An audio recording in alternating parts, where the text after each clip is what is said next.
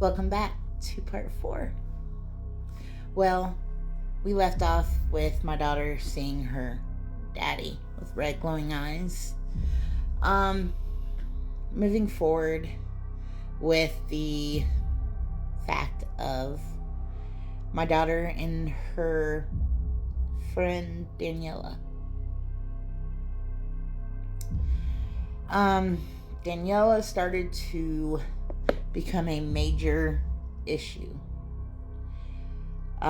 So I told my mom and dad, since she was still living with them, to pray over her room and just see if anything happens.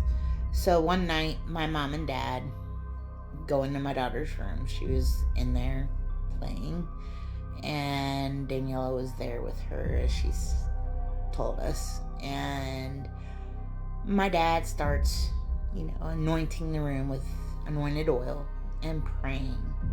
And Faith looks at him. She's like, "What are you doing?" And my dad's like, "I'm praying over your room. So if anything's here that's not of God, it has to leave the house. So it'll go outside. But if it's godly and it's nothing negative, it'll stay." So my dad continues to pray and is anointing the windows and the walls and just praying. My mom's there praying as well.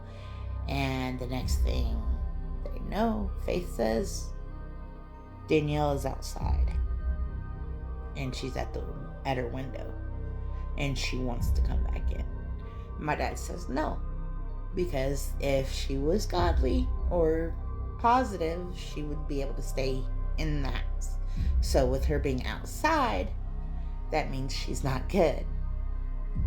So I'm on the phone with my mom while all this is going on, and she's praying and I'm praying, and my daughter runs to the front door, and she's just sitting there with her two little hands on the glass window, and she's talking to Daniela. And I'm telling Faith, I'm like, "Okay, Faith, Daniela's not good. You don't need Daniela. That's not a friend. That's not good. And she's not allowed in the house.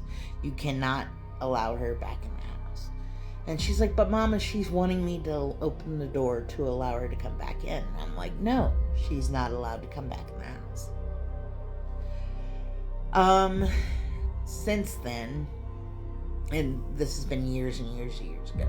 My daughter now is 21, but she has admitted to me since then that Daniela has been previously trying to communicate with her, still to this day, but she blocks it out. She doesn't pay it much mind, which I'm glad, because I don't think that Daniela was a good thing. I did have a paranormal investigators come out to the house that we were living in. It caused a lot of issues. That house did. To the point of me and my boyfriend at the time, we would be like butting heads constantly when we're in the house. But as soon as we leave the house, we're perfectly fine, we're happy, we're having fun. But as soon as we drive and pull into the driveway and we walk out of the car, we're at each other's throats again. So I'm like, there's got to be something in this house. So I did everything. I put sprinkled salt around the doors. I've tried everything. So I finally got in contact with a paranormal group, and they came out and they did an investigation. There was a old man that lived there previously, like years ago, and he did not like me. He did not like my daughter, and his area was our bedroom. He stayed in the bedroom, and he caused conflicts. And Daniela was negative. It was a demon. It was trying to attach itself to my child.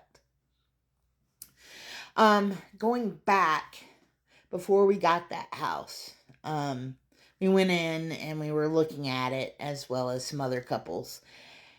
And that house, it felt, if you know what deja vu is, like you've been there before.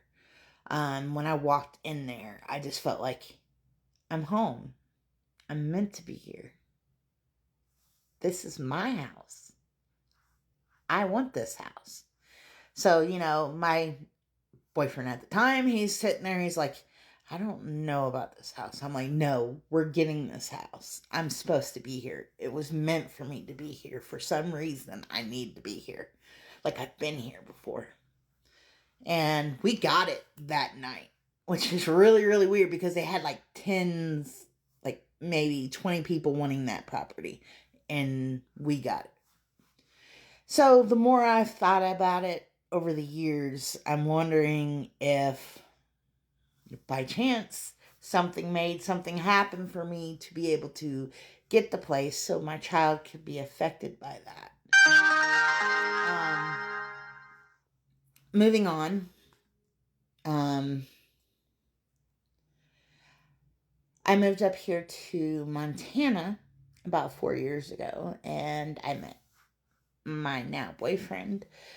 And I moved in with him in his house. This house is 50 years old, so it's a pretty old house. At first, I had no problems whatsoever here. I could be here and I wouldn't feel nothing. Now, it's a different story. I started hearing banging on the walls. I've heard my name being called in the house when nobody else is here. Sounds like my boyfriend, but it's not, because I know my boyfriend's at work. I don't go downstairs because I feel like there's something negative downstairs. I don't go down there unless Corey is with me. My daughter moved in with us for a little bit, and she moved into the downstairs. And she started saying when she was down there that felt like somebody was in the hallway watching her. Just negativeness. Caused fights. Not the normal typical mom-kid fights. It's like fights like to get that negative energy up. But I couldn't sleep. I would start having like really bad dreams, like negative dreams. And I've contacted some paranormal people to come out and investigate. And I haven't heard back from them yet. I'm still waiting. My daughter's left. She's moved on to her own apartment now. So it's just me back here with my boyfriend and our 2 fur babies. But there are still some times that it feels kind of spooky. I know that previous owners have lived here. I don't think anybody has died here in the house. I know that my boyfriend's ex-parent-in-laws, they've passed and moved on. His mother has passed as well. But that's it. I don't think that anybody's ever died originally in this house. So, that's my stories. So if you're interested for your story to be heard by the TikTok world, feel free to email me at scaryskiesstories@gmail.com, and I will feature your story on the channel. Bye.